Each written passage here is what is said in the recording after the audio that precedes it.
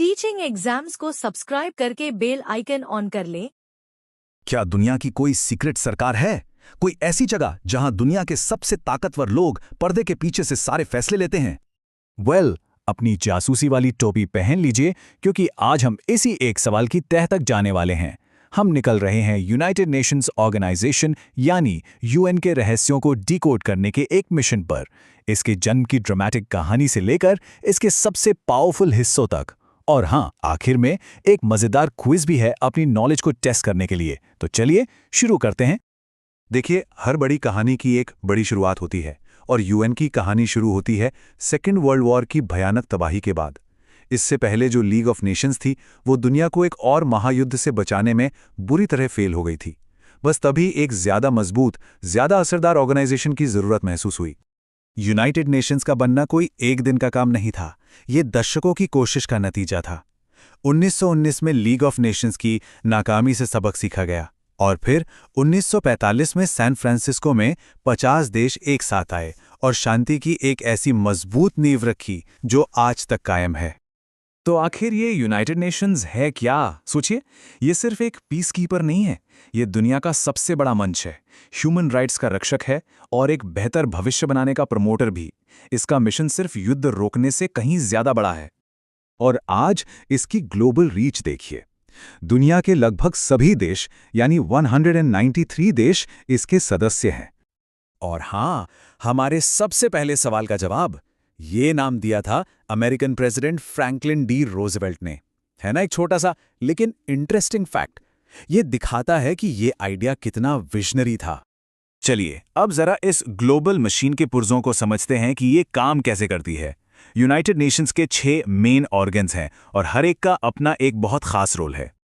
ये हैं वो 6 पिलर्स जिन पर पूरा यूएन टिका हुआ है। जनरल असेंबली से लेकर सेक्रेटेरिएट तक हर एक अंग इस स्ट्रक्चर को मजबूती देता है। चलिए इनमें से कुछ सबसे जरूरी अंगों को थोड़ा और करीब से जानते हैं। सबसे पहले आती है जनरल असेंबली। इसे आप दुनिया की संसद भी कह सकते हैं। यहां हर देश बराबर है, चाहे वो कितना भी बड़ा हो या छोटा, सबके पास सिर्फ एक वोट है। और जानते हैं, भारत के लिए ये गर्व की बात है कि 1953 में इसकी पहली महिला अध्यक्ष भारत की विजयलक्ष्मी पंडित थीं। अब आते हैं सबसे पावरफुल कमरे में, द सिक्योरिटी काउंसिल। यहाँ पावर डायनामिक्स बिल्कुल अलग हैं।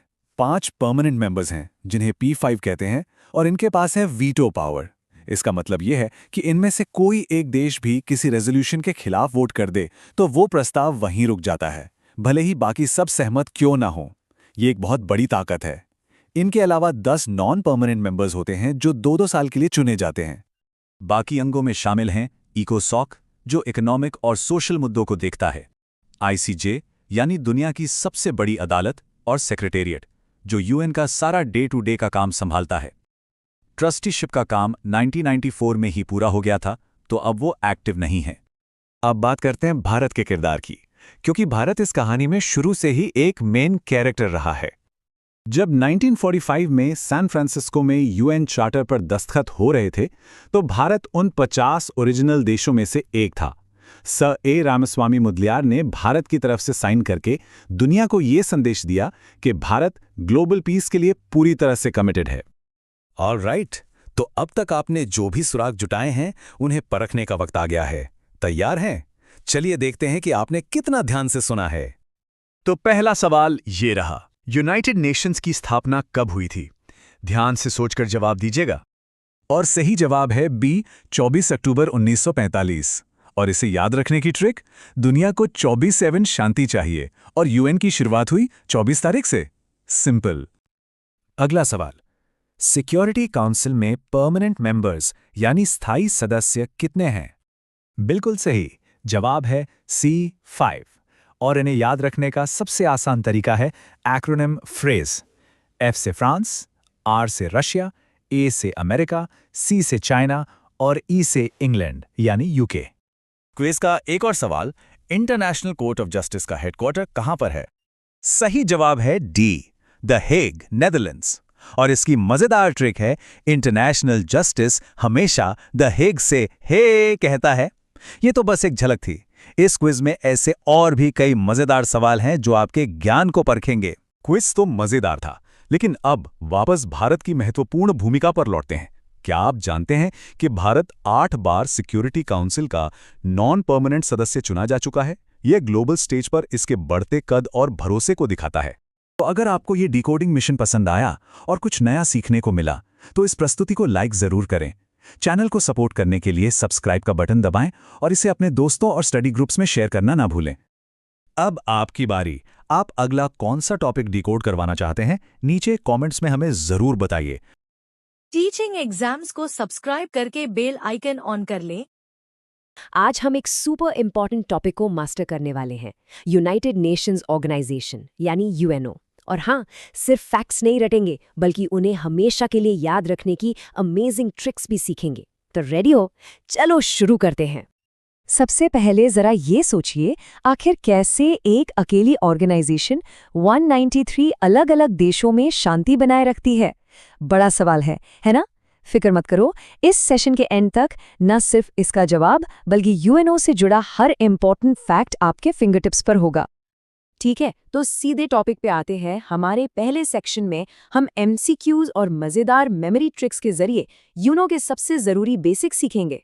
हर सवाल के बाद एक ऐसी ट्रिक मिलेगी जिसे आप कभी नहीं भूलेंगे। रेडी? तो ये रहा आपका पहला सवाल। यूनाइटेड नेशंस यानी यूएन की स्थापना कब हुई थी? ऑप्शंस है 26 जून 1945, 24 अक्टूबर 1945, 1 जनवरी 1942 या फिर 1 नवंबर 1994। दिमाग पर थोड़ा जोर डालिए, क्या लगता है? और करेक्ट आंसर है ऑप्शन बी, 24 अक्टूबर 1945। अब इसको याद कैसे रखें? बहुत सिंपल ट्रिक है। बस ये सोचिए कि दुनिया को 24 घंटे यानी 24 आवर्स शांति की जरूरत थी। कब? वर्ल्ड वॉर 2 के ठीक बाद, यानी साल 45 में, और महीना था अक्टूबर का। तो 24 घंटे शांति अक्टूबर 45 में। हो गया ना याद? चलिए अगले सवाल पर चलते हैं। ये क्वेश्चन एग्जाम्स में बहुत बार आता है। यूएन का हेडक्वार्टर्स यानी मुख्यालय कहाँ है? ऑप्शंस देखिए, जिनीवा, पेरिस, न्यूयॉर्क या द हेग। बिल्कुल सही, करेक्ट आंसर है सी, न्यूयॉर्क, यूएसए। अब इसकी ट्रिक क्या है? बस इतना सोचिए कि दुनिया की सारी न्यू उम्मीदें, न्यू आइडियाज और न्यू शुरुआत कहाँ से होते हैं? न्यूयॉर्क से। New hopes from New York. Simple. Next question, ये नाम यूनाइटेड नेशंस आखिर दिया किसने था?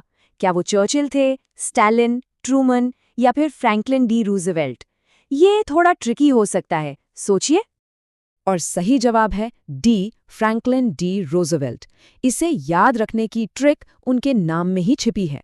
रोजवेल्ट ने दुनिया को यूनाइटेड यानी एकजुट रहने का रिजॉल्व दिया। तो रोजवेल्ट का resolve for United Nations. Easy. अगला सवाल सिक्योरिटी काउंसिल के बारे में है, जो कि यूएन का एक बहुत इंपॉर्टेंट हिस्सा है। इसमें कितने परमानेंट मेंबर्स हैं? ये नंबर बहुत जरूरी है। ऑप्शंस हैं 15, 10, 5 या 7। करेक्ट आंसर है सी, 5। सिर्फ 5 परमानेंट मेंबर्स हैं। अब इसकी ट्रिक तो सबसे जबरदस्त है। बस एक वर्ड याद रखिए, फ्रेका। एफ से फ्रांस, आर से रशिया, ई से इंग्लैंड यानी यूके, सी से चाइना और ए से अमेरिका यानी यूएसए। फ्रेका। हो गए ना पांचों याद? अच्छा, एक और हेडक्वार्टर्स का सवाल, लेकिन ये थोड़ा अलग है। यूएन के ज्यादातर ऑर्गन्स न्यूयॉर्क में हैं, पर इंटरनेशनल कोर्ट ऑफ जस्टिस या आईसीजे कहाँ है? ये एक्सेप्शन जरूर याद रखिएगा। The correct answer is B, the Hague. इसकी ट्रिक तो और भी मजेदार है। सोचो, जब जस्टिस की बात आती है, जब बड़े बड़े इंटरनेशनल केस सॉल्व करने होते हैं, तो एक ह्यूज यानी बहुत बड़ी जगह चाहिए ना। बस ह्यूज से याद रखिए, द हेग। ये सवाल हम सबके लिए गर्व की बात है। यूएन जनरल असेंबली की पहली महिला प्रेसिडेंट कौन थी? ऑप्शंस पर नजर डालिए। 2 ऑप्शंस तो इंडिया से ही हैं। ये इंडिया के लिए एक गर्व का पल है। करेक्ट आंसर है डी, विजयलक्ष्मी पंडित, साल 1953 में। और ट्रिक बिल्कुल सिंपल है। ये पूरी दुनिया की असेंबली में भारत की विजय थी। विजय से विजयलक्ष्मी पंडित। चलिए अब करंट अफेयर्स पर आते हैं। यूएन के वर्तमान यानी करंट सेक्रेटरी जनरल कौन है? ये नाम तो जरूर पता होना चाहिए। सही जवाब है बी, एंटोनियो गुटेरेस। और इनके नाम की ट्रिक भी उनके काम से जुड़ी है। सोचिए, पूरी दुनिया की प्रॉब्लम से लड़ने के लिए यूएन को लीड करने के लिए बहुत गट्स यानी हिम्मत चाहिए। गट्स से गुटेरेस, एंटोनियो गुटेरेस। ये एक इम्पॉर्टेंट सवाल है जो अक्सर स्टूडेंट्स को कंफ्यूज करता है। यूएन का कौन सा ऑर्गन है जिसने 1994 में अपना काम सस्पेंड यानी रोक दिया था? करेक्ट आंसर है सी, ट्रस्टीशिप काउंसिल। इसको याद रखने के लिए एक छोटी सी कहानी बनाते हैं। इस काउंसिल का काम था ट्रस्ट का। जब इसने अपना ट्रस्ट का काम पूरा कर लिया तो ये एक शिप पकड़कर रिटायर हो गया। ट्रस्टशिप काउंसिल। हो गया ना काम आसान? एक्सीलेंट, हमने बेसिक ट्रिक्स के साथ कवर कर लिए हैं। अब वक्त है एक रैपिड फायर रिवीजन क्विज का। चलो देखते हैं कि ट्रिक्स ने कितना काम किया। Let's test your knowledge. पहला क्विज क्वेश्चन, सिक्योरिटी काउंसिल के नॉन परमानेंट यानी अस्थायी सदस्यों का कार्यकाल कितना होता है? 1 साल, 2 साल, 4 साल या 5 साल? जल्दी सोचिए।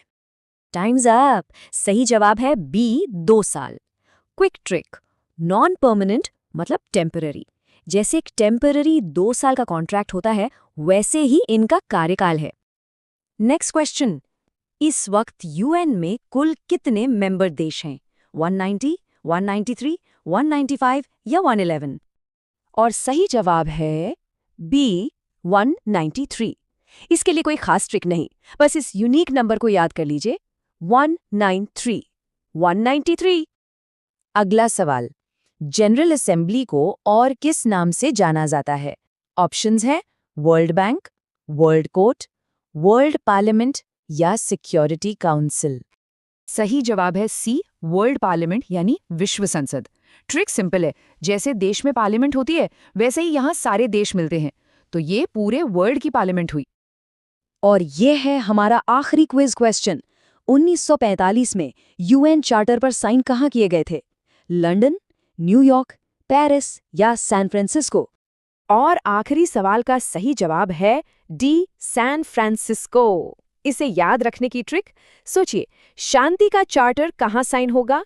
सेंट यानी संतों के शहर में, सैन फ्रांसिस्को। जबरदस्त, रिवीजन कंप्लीट हो गया है। आप सबने यूएनओ के सबसे इंपॉर्टेंट फैक्ट्स को मास्टर कर लिया है। अपने आप को एक शाबाशी दो, बहुत अच्छा काम किया।